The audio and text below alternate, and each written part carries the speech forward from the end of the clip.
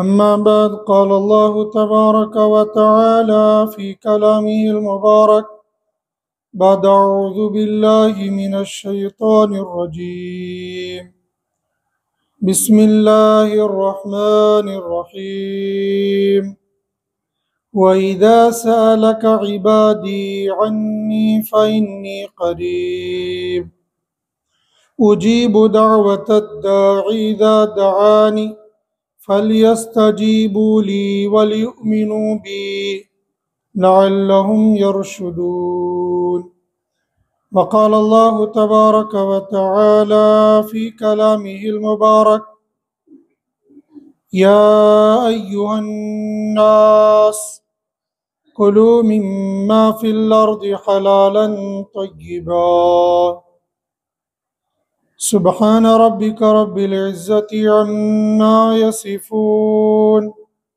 وسلام على المرسلين والحمد لله رب العالمين اللهم صل على محمد وعلى آل محمد كما صليت على إبراهيم وعلى آل إبراهيم إنك حميد مجيد اللهم بارك على محمد وعلى آل محمد كما باركت على إبراهيم وعلى آل إبراهيم إنك حميد مجيد يا رب صل وسلم دائما أبدا على حبيبك خير الخلق كلهم يا رب صل وسلم دائما أبدا على حبيبك خير الخلق كلهم يا رب صل وسلم دائما أبدا على حبيبك خير الخلق كلهم भाइयों बुजुर्गों दोस्तों मेरे हम सफ़र नौजवान साथियों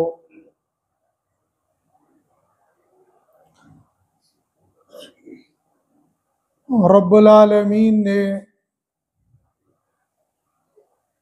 जब दुनिया और जन्नत को बनाया हज़रत आदम अलैहिस्सलातु वस्सलाम से फरमाया उस्कुन यहाँ जन्नत में रहो खाओ पियो ऐश करो वला तक़रबू हादिही शजरा बस इतनी पाबंदी है तुम पर कि इस दरख्त के करीब मत जाना। गोया ये अल्लाह की तरफ से हुक्म था और हुक्म अदूली करने की वजह से हर बड़ा छोटे को कुछ न कुछ तंबीह करता है। हज़रत आदम अलैहिस्सलातु वस्सलाम ने एक ज़माने के बाद उस दरख्त के करीब गए और जिस चीज़ के खाने से मना किया था वो खा लिया। बस उस दाने का खाना था कि फौरन अल्लाह की नाराज़गी के हालात बदल गए। हज़रत आदम अलैहिस्सलातु वस्सलाम पर जो कपड़े थे जो बदन छुपा हुआ था वो सब उतर गए। जिस दरख्त या जिस आड़ के पास जाते थे पनाह लेने के लिए वो दरख्त या तो वहां से हट जाता या दरख्त बुलंद हो जाता।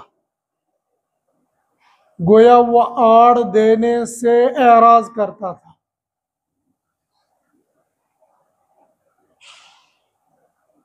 कुल मिलाकर अल्लाह सुब्हानहू व तआला ने ये दरख्त का दाना खाने की वजह से दुनिया में भेज दिया। इसकी मुकम्मल तफसील बारहा हमने सुनी है।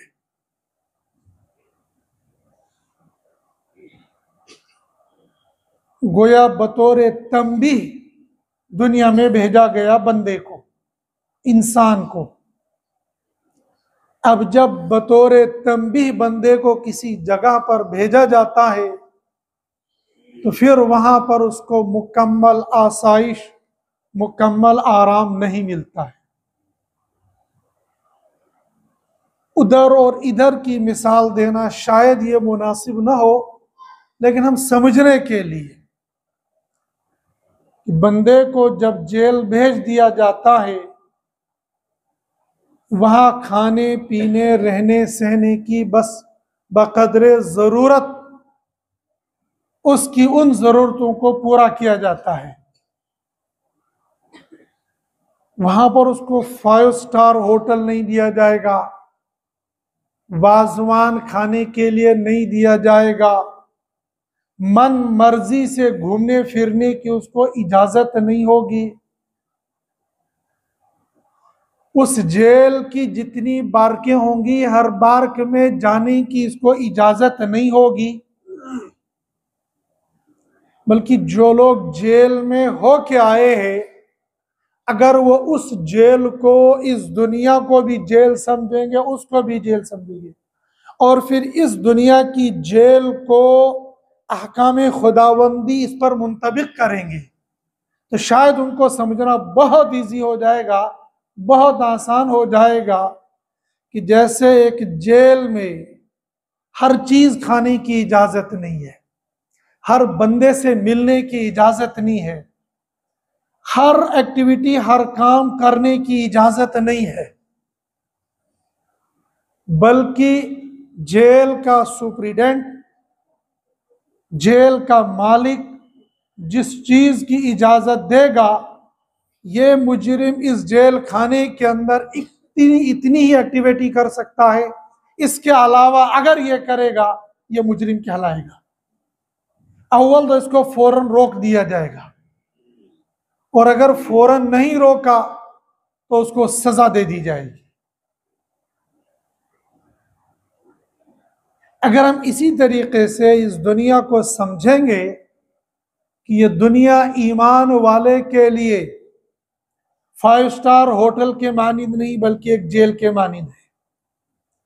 इस जेल में हम करेंगे वही जो रब ने कहा होगा, इस जेल में खाएंगे हम वही जो रब ने कहा होगा, इस जेल में मिलेंगे हम उन्हीं लोगों से जिनसे रब ने इजाजत दी होगी, और इस जेल में हम जाएंगे वहीं जहां रब ने इजाजत दी होगी। इसके अलावा अगर उन जगहों पर जाएंगे जहां पर रब ने मना किया होगा, अल्लाह का इताब, अल्लाह की पकड़ आएगी, सजा, और ये बंदा मुजरिम बन जाएगा। जैसे जेल खाने के अंदर हर मुजरिम की बार्क अलग अलग और हर मुजरिम का स्टेटस अलग अलग, हर मुजरिम के साथ आने वालों को मुलाकात के लिए टाइमिंग अलग अलग, आएंगे कौन कौन ये अलग, हर चीज अलग अलग होगी। जब बंदा जेल के कानून को और फिर दुनिया को अल्लाह का कैद खाना समझकर सामने रखता है, उसको समझ में आता है कि मेरे लिए इस दुनिया के अंदर अल्लाह की मर्जी के बगैर जिंदगी गुजारना मुमकिन नहीं है। मन मर्जी से जिंदगी गुजारूंगा और रब की पकड़ आ जाएगी। जब दुनिया के मुजरिम को दुनिया के सुप्रीडेंट के सामने अपनी मर्जी चलाने की इजाजत नहीं है, तो मखलूक को खालिक के सामने अपनी मर्जी चलाने की इजाजत कैसे हो सकती है? इसलिए आदम अलैहिस्सलातु वस्सलाम और आपकी जुर्रियत को कहा गया, तुम दुनिया में जा रहे हो, दुनिया में भेजे जा रहे हो, तुम उन्हीं जगहों पर रहोगे जिन जगहों पर जाने की तुमको इजाजत है। मिसाल, तुमको नाइट क्लबों में जाने की इजाजत नहीं। मिसाल, तुमको शराब खानों पर जाने की इजाजत नहीं। मिसाल, तुमको नाच गाने और डांस की मजालिस में जाने की इजाजत नहीं। इसके अलावा फला फला फला जगह पर तुम जा सकते हो। जैसे दुनिया के अंदर एक डिफेंस एरिया होता है, उस डिफेंस एरिया की हुदूद से बंदा आगे बढ़ नहीं सकता है। बॉर्डर पर 2 लाइनें होती है, एक जीरो, एक कंट्रोल। जीरो के करीब तो बंदा जा सकता है, लेकिन जो लास्ट वाला कंट्रोल होगा वहां से आगे बंदा जा नहीं सकता है, कई मीटर पहले उसको रोक देंगे। ऐसे बंदे को कहा गलत बंदे के पास खड़ा मत होना, गलत दुकान के पास खड़ा मत होना, गलत सोसाइटी के करीब मत जाना। अगर बेटा दिन में गलत दोस्त के सामने खड़ा होगा तो शाम को घर आकर छित्रोल पड़ेंगे, फला गलत बंदे के साथ क्यों खड़ा हो गया था, गलत सोसाइटी के अंदर तूने कदम क्यों रखा था। इसी तरीके से रब ने कहा मेरे बंदो, तुमको इन गलत जगहों पर, गलत पार्किंगों में, गलत दोस्तों के साथ, गलत लोगों के साथ जाने की इजाजत नहीं है। ऐसे ही तुम जन्नत के अंदर रह रहे थे, लिबास पहना हुआ था, तुमने जब गलती कर ली तुम्हारा लिबास छीन लिया गया, तुम्हारे लिए लिबास मुतय्यन हो गया, वो जन्नती लिबास था, ये दुनियावी लिबास हो गया। जेल के अंदर मुजरिम ये चाहेगा कि मैं आला क्वालिटी का जुब्बा कुब्बा पहन लूं, कस्तूरी की इत्र मंगवा लूं, बेहतरीन ऊद मंगा लूं, बेहतरीन इमामा मंगा लूं और बेहतरीन शेरवानी मंगा लूं और उस लिबास में रहो, तो सुपरिटेंडेंट कहेगा ये खाला जी का घर नहीं है, ये जेल है, यहां पर वही लिबास पहनना पड़ेगा जो हम बताएंगे, जो हम देंगे। ऐसे ही मुसलमान को ये कहा दुनिया तेरे खाला जी का घर नहीं है, ये अल्लाह की तरफ से मुतय्यन करदा चंद दिन के लिए गुजरगाह है। इस दुनिया में लिबास तुझे वही पहनना है जो लिबास रब ने मुतय्यन किया होगा। मन मर्जी का लिबास पहनोगे तो मुजरिम कहलाओगे, ख्वाहिशात का लिबास पहनोगे तो मुजरिम कहलाओगे, इसलिए कि रब ने तुम्हारे लिए लिबास मुतय्यन कर दिया। हजरत नबी करीम सल्लल्लाहु अलैहि वसल्लम ने लिबास पहना भी और लिबास पहनना बताया भी।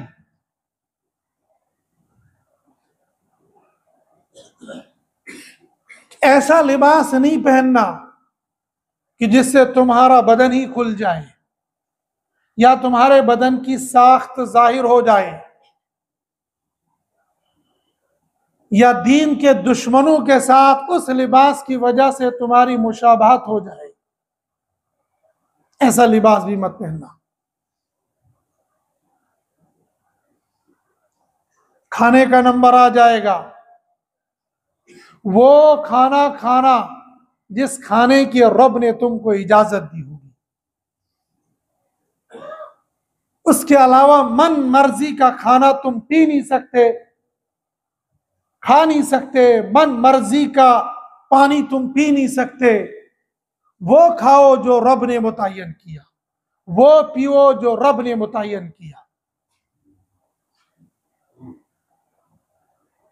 दुनिया का इंसान समझता तो उसको इख्तियार था, वो समझता क्योंकि उसको फहम नहीं है। मुसलमान को अल्लाह ने फहम दिया है, इसलिए कि जिसने कलमा तय्यबा पढ़ लिया वो मुसलमान बन गया, वो इंसान बन गया। जो कुरान को न समझे, जो दीन को न समझे, जो अल्लाह को न समझे, जो अल्लाह के नबी को न समझे, यानी जो इस्लाम को एक्सेप्ट और कबूल न करे, कुरान ने उनको कहा उलाइका कल अनआम, वो तो इंसान है ही नहीं, इसलिए कि वो दीन को समझ नहीं रहे। लहुम कुलूब ला यफ्क़हून बिहा वलहुम आयुन ला युबसिरून बिहा वलहुम आज़ान ला यस्मऊन बिहा। दिल है समझते नहीं, आंखें हैं दिखता नहीं, कान है सुनते नहीं है। गोया वो आदमी जो दीन को एक्सेप्ट करेगा उसके पास ये सब है, और जो इसको कबूल न करेगा, कुरान खुद ही कह रहा उलाइका कल अनआम, और अनाम में सब आ जाएंगे, छोटा भी आएगा बड़ा भी आएगा। लेकिन इंसान इंसान है।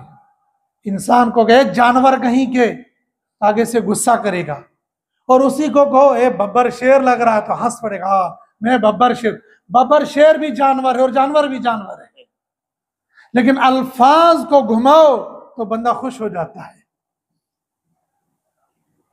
इसी बंदे को कहो कि तू बैल जैसा लग रहा है तो वो गुस्सा करेगा, तो उसी को वो हट्टा कट्टा हल लगाने के काबिल हो गया है, खुश हो जाएगा कि मेरे अंदर ताकत हो गई है। बस इंसान दुनियावी एतबार से सोचता है।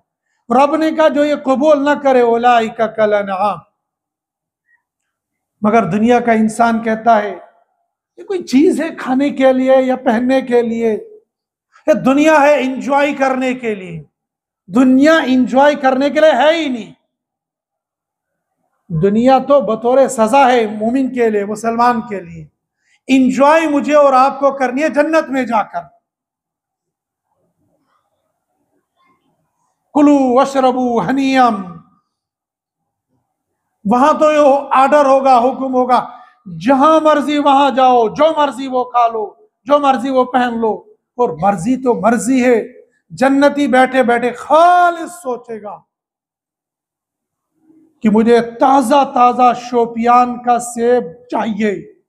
बस आने वाहिद में उसने सोचा तो शोपियान का सेब, उसी आने वाहिद में बस पलक झपकने के बगैर सोचा ये शोपियान के सेब का रस और जूस चाहिए। और बंदा बैठा कहां है? ओ अमेरिका के कोने में। ये तो मैं दुनिया की मिसाल दे रहा हूं। इतना दूर, और कश्मीर शोपियान, इधर से जाओ तो रोड बंद, उधर से जाओ तो रोड बंद, उधर यानी चारों तरफ से शोपियान बंद। आएगा सेब कैसे? लेकिन वो जन्नत है, उसके लिए रास्ते कोई बंद नहीं होती। वहां तो बंदे ने सोचना दिल में आया, वो चीज हाजिर होगी। ये दुनिया है या आखिरत है? और दुनिया में बंदा शोपियान में बैठा हुआ है और सेब का बाग है, सेब की पेटियां है। बीमारी ऐसी लगी है, डॉक्टर ने कहा सेब खा नहीं सकते हो, खा नहीं सकता है। सामने सब कुछ है, खा नहीं सकते। ये दुनिया है। और आखिरत में खाली सोचना है, सब कुछ मिल जाएगा। जब दुनिया में डॉक्टरों के कहने की वजह से हम अपने ऊपर रोक लगा देते हैं, तो क्या रब ने रोक नहीं लगाई होगी? ना इच्छा का चीज जो मिल जाए उसको खा लो। ना ना, कुरान ने कहा या अय्युहन्नास कुलू मिम्मा फिल अर्दि हलालन तय्यिबा, वो खाओ जमीन में से, नंबर 1 वो हलाल हो, नंबर 2 वो तय्यब भी हो। हराम और हलाल का तस्वुर मुसलमान से खत्म हो गया है। मैं तो हराम खोर सिर्फ उसको कहता हूं जो ड्यूटी नहीं देता है। मैं फट से फतवा लगाते तो हराम खोर है, घर बैठे बैठे हराम खाता है, तनख्वाह लेता है, ड्यूटी देता ही नहीं है। लेकिन कभी मैंने और आपने अपने बारे में यह तस्वुर किया है कि मैं और आप हलाल खाते हैं या हराम खाते हैं? उसकी मैं आपको एक अदना सी मिसाल देता हूं। बंदा हराम खाता है, हलाल खाते उसको पता भी नहीं लगता है। वो दुकान पर गया और उसने चावल की चंद बोरियां देखी, ये भी उठाई, ये भी उठाई, ये भी उठाई, और उनमें से 2 दाने इसमें उठाए और मुंह में भर दिए। फिर 2 दाने यहां से उठाए और एक, वो टेस्ट कर रहा है कैसा है ये। फिर दुकानदार को कहता है इसमें से खा लो। ये जो 4 में से 2 बोरियों में से तूने 2 दाने खा लिए, ये तेरे लिए हलाल है या हराम है? ये तो हमारे तस्वुर में भी नहीं आता ये हलाल है या हराम है। वो कहना तो बहुत बाद की बात है, फिर इस पर अमल करना तो बहुत दूर की बात है। बंदा ये सोचता भी नहीं है कि ये मेरे हलाल है या हराम है। ये 2 दाने जो इसने खाए ये हराम के खाए, इसने तो मालिक की इजाजत के बगैर ये खा लिए। हाँ, अगर मालिक से इजाजत ली होगी मैं इसको टेस्ट कर लूं, वो बात अलग है। और ये बात मैं उसके लिए नहीं कह रहा हूं जिसके लिए मैं और आप सब फतवे देते हराम खोरे। ये मेरे और आपके साथ होता है। मैंने अपनी आंखों से देखा है, बंदा दीनदार, नमाजी, सब कुछ, लाउबालीपन में, यानी जानबूझ के मुझे हराम, लाउबालीपन पर दुकानदार को ये सामान, इधर से एक चीज उठाई और खा ली। वहां तो मुझे भी जहन में नहीं आया कि हुआ, जब वहां से निकल आया बाद में मुझे सोचने लगा उस बंदे ने जो ये चीज उठाई और खा ली, ये उसके लिए हलाल थी या हराम थी। यानी दूसरों को अगर कहना होगा मैं तो फट से कहूंगा ये हराम है, लेकिन जब मेरे साथ ये मामला पेश आ जाएगा, क्या मैं इसको एक्सेप्ट करता हूं, सोचता हूं कि ये मेरे हलाल है या हराम है। अभी सर्दी आने वाली है, रेडियो पर मूंगफलियां बेचने वाले निकलेंगे, हम रात को टहलने के लिए निकलेंगे, और टहलना अगर सुन्नत के लिए होता तो सवाब मिलता, दबन्ना डॉक्टर शुभन वॉक करके फिर सोना चाहिए। नबी ने तब बताया था इदा ताशा तमाशा, रात का खाना खा लो तो फिर टहल लो, और दिन का खाना खा लो तो सो लो। बंदे के, मुसलमान के जहन में भी नहीं आता कि हमारे नबी ने, हमारे दीन ने हमारे खाने के बाद के मामूलात भी बताए होंगे। शरीयत ने तब कहा था जल्दी सो जाओ, आज अंग्रेज कहने का early to bed early to rise. मेरे नबी ने तब कहा था कि रात को नमाज इशा के बाद तुम किस्से कहानियां की मजालिस मत लगाया करो। किस्से कहानी लगाने से मना कर दिया गया, और रात का खाना जल्दी खा लो। पूरे हिंदुस्तान में आप जाओ, अक्सर और बेशतर जगह पर लोग आपको दिखेंगे असर के बाद रात का खाना खा लिया। तमाम मदारिस में ये रूटीन है कि असर के बाद वो खाना खा लेंगे, और बहुत ज्यादा तो मगरिब के बाद, इशा के बाद नहीं बल्कि अगले दिन। हमारे यहाँ चूंकि 12 बजे के बाद रात का खाना होता है, और अगर मगरिब के फौरन बाद भी खा लिया तो अगला दिन होता है, इसलिए कि हमारे यहाँ दिन में से रात पहले आती है, दिन बाद में आता है। गुरूब आफ्ताब हो गया तो अगला दिन शुरू हो गया, इसलिए हम तरावी पहले पढ़ लेते हैं। रोजा कल रखेंगे, तरावी आज पढ़ेंगे, इसलिए कि अगला दिन शुरू हो गया, लेकिन दिन से पहले हमारे यहाँ रात आती है, तो आज का खाना हम अगले दिन खाते हैं। ये तो हिजरी कैलेंडर नहीं, अंग्रेजी कैलेंडर भी देखेंगे तो लोग 12 बजे के बाद खाना खाते, तब तो लाजमी तौर पर दूसरा दिन हो गया। हमारी न मानो अपने एतबार से भी दूसरा दिन शुरू हो गया। तो रात का खाना जल्दी खाना चाहिए, और रात के खाने के बाद कम से कम 40 कदम टहलना चाहिए, लेकिन सुन्नत की नीयत से। सुन्नत की नीयत से टहलेंगे दोनों फायदे होंगे। शुगर वाले को भी फायदा होगा, खाना भी हजम होगा, डॉक्टर का कहना भी पूरा हो जाएगा, सुन्नत भी पूरी हो जाएगी। कम से कम उलमा ने लिखा 40 कदम, और ज्यादा से ज्यादा जितना आप चल सकते हैं। तो बंदा रात को खाना खाने के बाद टहलने के लिए निकला, सुन्नत की नीयत से घर से बाहर निकला, उसने देखा रेडियां चल रही है, उसने चलो चलते चलते मूंगफली खा लूंगा। अब मूंगफली लेने से पहले 2 मूंगफली उठाकर खा लेता है, फिर उसके बाद कहता अच्छा तोल लो 10 रुपए की। जो 2 मूंगफली के दाने तूने तोलने से पहले खा लिए, ये तेरे हलाल थे या हराम थे। कुरान ने कहा कुलू मिम्मा फिल अर्दि हलालन, सबसे पहला काम तुम्हारा खाना हलाल होना चाहिए। हमारे अकाबरीन मादरे इल्मी दारुल देवबंद में डिपार्टमेंट अलग अलग होते हैं। ये नाजिम तालीमात है, ये नाजिम दारुल इकामा है, ये नाजिम मतबख है।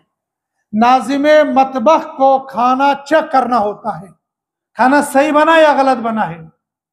ये तो आज कानून बन गए, चाइल्ड प्रोटेक्शन, बच्चों के कवानीन, मारो नहीं, खिलाओ पहनाओ पिलाओ, लेकिन ये सब हमारे लिए है, उनके लिए कोई कानून नहीं है। वो घास खिलाएं तो उनके लिए सही है, वो चने लाकर भून कर दे दें चाहे बेच दे, उनको कोई पूछने वाला नहीं है, वो हिसाब करके दे देंगे। हमारा हिसाब देखने के लिए जरूर आएंगे। तुम्हारे हिसाब से पहले हमें यह डर होता है, मैं अल्लाह को हिसाब देना है। मदारिस के अंदर सदक़े का मद अलग है, ज़कात का अलग है, इमदाद का अलग है। क्या तुम्हारे पास ऐसा होता है? तुम जो जमानों से दे रहे हो, बच्चों के नाम पर क्या कुछ कितना पैसा दे रहे हो, क्या है तुम्हारे पास हिसाब? उनसे भी लो, हमसे भी लो, बहुत अच्छी बात है, लेकिन हमें तुम्हें हिसाब देने से पहले ये याद है हमें अल्लाह को हिसाब देना है।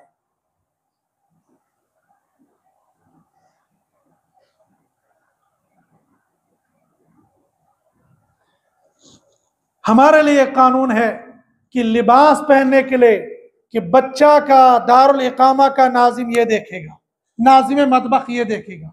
इस नाजिम मतबख की जिम्मेदारी होती है खाने को चेक करना, लेकिन ये खाना अगर ये नाजिम दारुल मतबख अगर ये मालदार नहीं है, अगर ये मालदार है तो इसको मतबख के खाने से खाने की इजाजत नहीं है। वैसे तो अक्सर व बेशतर उलमा ज़कात खाने वाले होते, देने वाले कम होते हैं। ये इसलिए नहीं कि वो ज़कात पर पलेगी, उनकी जरिए आमदनी ही कम है। कम आमदनी की वजह से वो ज़कात देने वाले नहीं, वो लेने वाले होते हैं। हजरत नबी करीम सल्लल्लाहु अलैहि वसल्लम पर सारी जिंदगी में ज़कात फर्ज नहीं हुई है, इसलिए कि आप बिजनेस तो करते नहीं थे। जो माल कहीं से आता था उसको फौरन तकसीम कर देते थे, अपने पास रखते नहीं थे। और ज़कात फर्ज होने के लिए एक तो साहिब निसाब हो, इतना माल हो, फिर हौलाने होल हो, साल गुजर जाए, फिर जाके ज़कात दे सकते हैं। और लाख उलमा को जमा करो, शायद झूठी हो जाएगा, 10 मौलवी वो मिलेंगे जिन पर ज़कात फर्ज होगी। लेकिन ये अल्लाह का शुक्र है, ये अल्लाह का एहसान है, ये अल्लाह का इनाम इकराम एजाज है इन मौलवियों पर। इन मौलवियों को सारे लोग करोड़पति समझते हैं, ये दिखते करोड़पति है। मैंने कहा अल्लाह का शुक्र है, करोड़पति समझते हैं, रोड़पति नहीं समझते हैं, वरना फिर पैरों से रोन देते। अभी तो जबान से रोनते हैं, वरना पैरों से रोन दे देते। और यह अल्लाह इनाम एजाज इकराम कराता है। यहीं से दुनिया वालों को समझना चाहिए, जो अल्लाह इन मौलवियों का इस दुनिया में इतना बड़ा इकराम करता है, कल मरने के बाद इतना इनका कितना बड़ा इकराम होगा, वो तुम और मैं सोच भी नहीं सकते हैं। करवाता अल्लाह कैसे? वो अल्लाह की शान शान है, अल्लाह की मर्जी है। वो फकीर को मालदार दिखा सकता है और मालदार को फकीर दिखा सकता है। ये मौलवी अक्सर और बेशतर फकीर होते हैं, लेकिन इनकी चाल चलन, हाल चाल, उठना बैठना ये अमीरों जैसा होता है। और ये तकब्बुर नहीं होता है। ये रब ने कहा कि तुम पाक साफ सुथरे रहो, तुम पाक भी रहो, साफ भी रहो। हमारे यहाँ न पाकी है न सफाई है, दोनों खत्म है। बंदा वुजू करके आता है, नंगे पैर आता है, मस्जिद के अंदर दाखिल होता, उसकी नमाज होती नहीं है। उसकी तो क्या होती, दूसरों की भी नापाक कर देता है। नापाक पैर के साथ जब मस्जिद के अंदर दाखिल हो गया, पैर नापाक। कई मरतबा में मसला बता चुका, लेकिन फिर भी लोगों की बुद्धि में आती नहीं है, नंगे पैर आते हैं। ये जो लोहे के गेट हमने बाहर लगा, यहां जूते निकालना लाजिम है। बंदा अपने जुराब की सफाई के लिए जूता पहन के आएगा, दूसरों की नमाज का बेड़ा गर्क करेगा। वो सफाई देखता है, वो पाकी नहीं देखता है। इस्लाम ने कहा पाक भी हो जाओ, साफ भी हो जाओ। तो जो मौलवी मदरसे के अंदर मालदार होगा वो ज़कात नहीं खाएगा, लेकिन जो मालदार नहीं होगा उसके लिए ज़कात खाने की इजाजत है। बाज़ दफा ऐसा होता है, एक बंदे की तनख्वाह मंथली आमदनी उसकी 1.5 लाख है, लेकिन उसके अकाउंट को चेक करो, बेचारा 0 बैलेंस होता है। और ऐसा होता है, दिखने में लगता है बड़ा मालदार है, घर में माँ बीमार है, घर में बीवी बीमार है, बच्चे पढ़ते हैं और 1-2 फैमिलियां चला रहा है। उस बेचारे का जो आता है वो पहले से खाया हुआ होता है, जो तनख्वाह आती है वो पहले से लेकर खत्म हो जाती है। इसलिए किसी के जाहिर को देखकर कोई फैसला नहीं करना चाहिए। वैसे मैं 12 गुजारिश करता हूं, जाहिर को देखकर अपनी जबान को बंद रखा करो, वरना कहीं बंदा ईमान से न चला जाए। मदरसे का मोहतमीम, मदरसे का मुदर्रिस मदरसे का नाजिम मतबख, नाजिम दारुल इक़ामत जो भी है, अगर ये नाजिम मतबख मालदार है तो फिर इसको किचन से खाने की इजाजत नहीं है। लेकिन अगर ये मालदार नहीं है तो फिर इसको किचन से खाने की इजाजत है। तो हमने दारुल देवबंद में देखा, नाजिम मतबख ने पहले वहां से खुराक खरीदी, 2 रोटी और सालन, वो शाम वो गोश्त हो या दाल हो उसकी कीमत मुतय्यन होती है। इतनी कीमत खरीदी, फिर उस खाने को चेक किया और चेक करने के बाद फिर ये बताया कि इसमें नमक मिर्च मसाला ठीक है या गलत है। चेक करने के लिए पहले खाना खरीदा, उसके बाद चेक किया, वरना बंदा कहता अब क्या गो तो खा लेते, मेरी तो जिम्मेदारी है, मैं जिम्मेदारी को निभाने के लिए खा रहा हूं, कौन सा मसला है। करना तुमको चेक करने के लिए भी पहले खरीदना पड़ेगा, वरना तुम खा नहीं सकते हो। हलालन, ये हलाल होना चाहिए। और अल्हम्दुलिल्लाह सुम्मा अल्हम्दुलिल्लाह ऐसे लोग अभी दुनिया के अंदर मौजूद हैं। अभी हम ये रब्बिल अव्वल में हमारे यहाँ मदारिस के इम्तिहानात होते हैं। हम एक मदरसे का इम्तिहान लेने के लिए गए, तो मदरसे वालों ने हमारे लिए खाना बनाया था और कुछ फ्रूट भी था। हमने खाया, फ्रूट भी आया, वो भी खाया। इतने में उस मदरसे का सदर आया, कमेटी का सदर। मदरसे का सदर तो आलिम होना चाहिए, आवाम नहीं होनी चाहिए। कमेटी के सदर बन सकते हैं, वो कमेटी के सदर थे। तो फ्रूट जब आ गया तो मैंने उनके सामने पेश किया, ये ले लीजिए। कहने लगे नहीं मैं नहीं खाऊंगा। मैंने कहा क्यों, शुगर है क्या? तो मीठी चीज उसमें थी। कहने लगे नहीं शुगर नहीं, अल्हम्दुलिल्लाह मैं ठीक हूँ। मैंने कहा फिर खा लो। कहने लगे नहीं मेरे लिए जायज नहीं है ये। मैंने कहा क्यों? कहा तो मैं 60,000 पेंशन लेता हूं, तो ये मदरसे का माल है, तो मेरे लिए कैसे जायज हो जाएगा? और रिटायर मास्टर है, मौलवी नहीं है वो, पता नहीं हज किया या नहीं किया मुझे याद नहीं है, मैं तो मास्टर के नाम से उनको जानता हूं।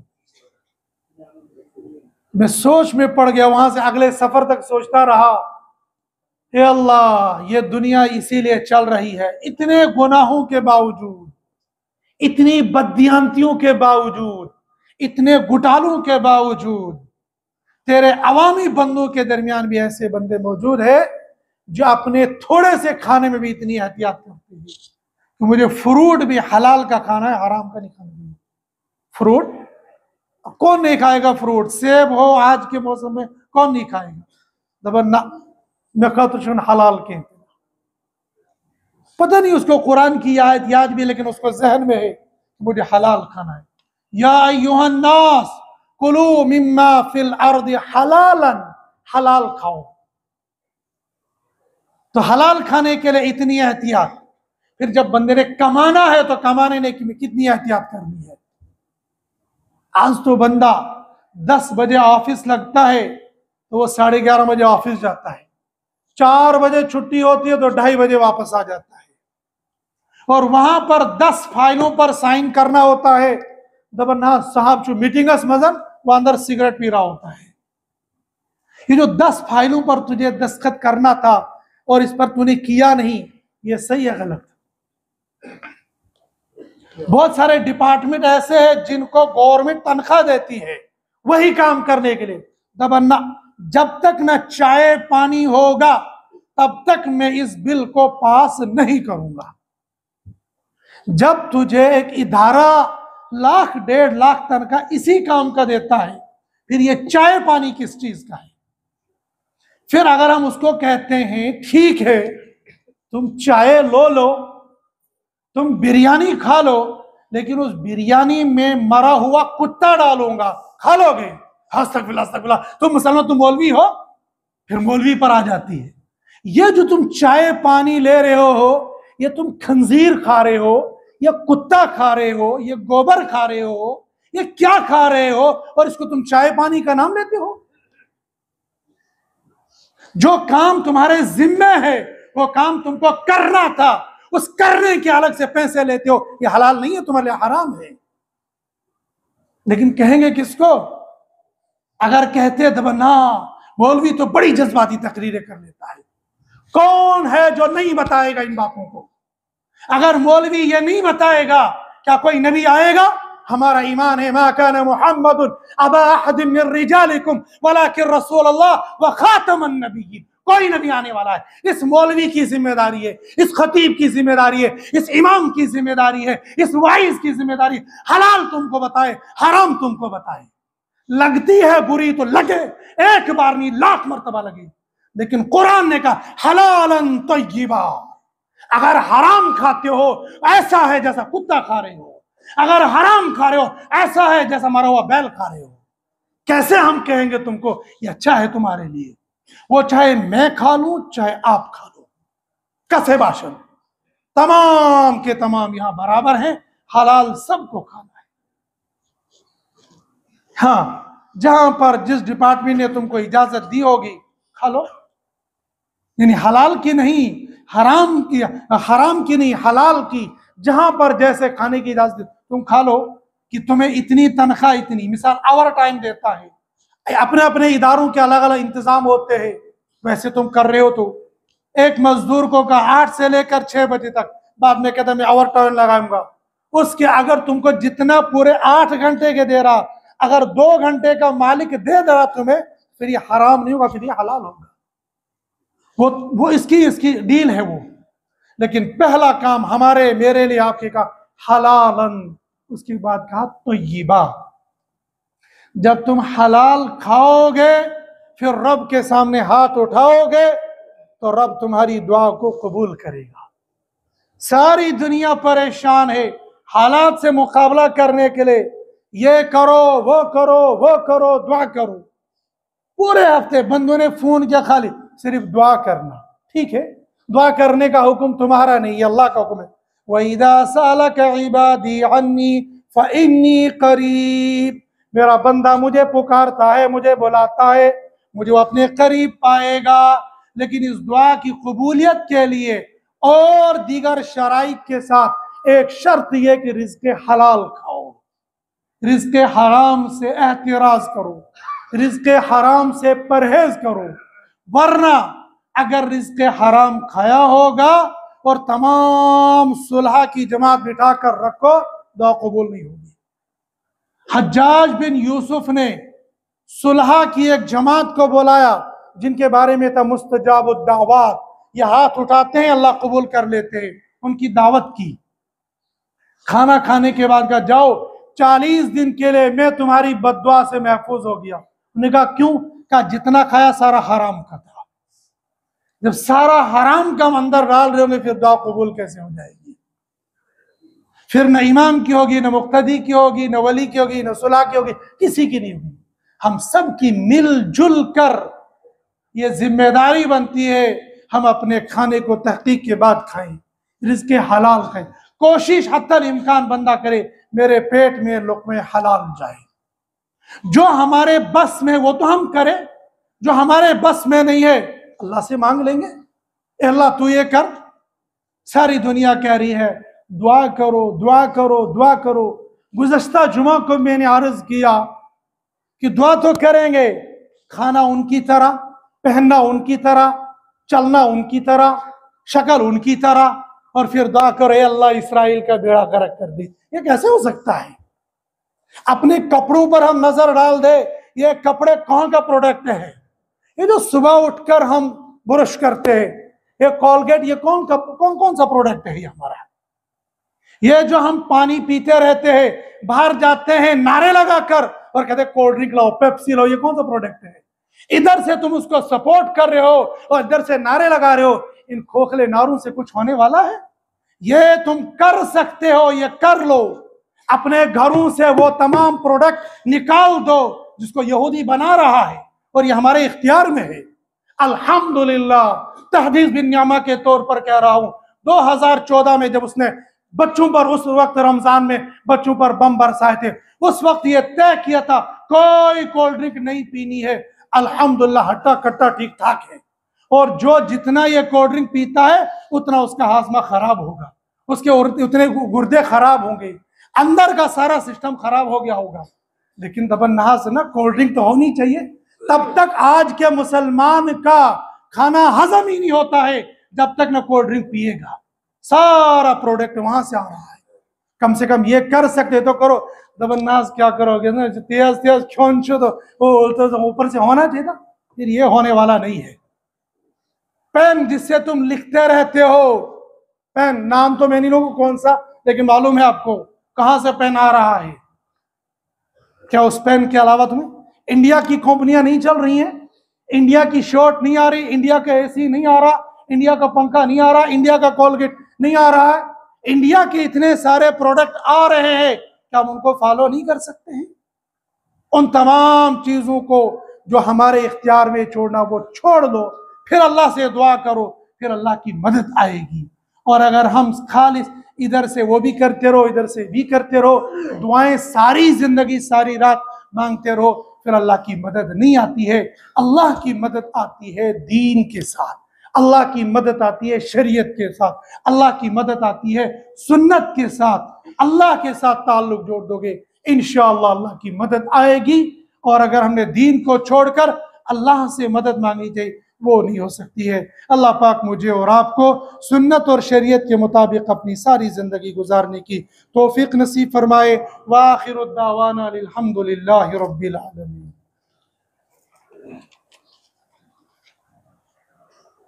तकबीर नारे तकबीर, नारे तकबीर।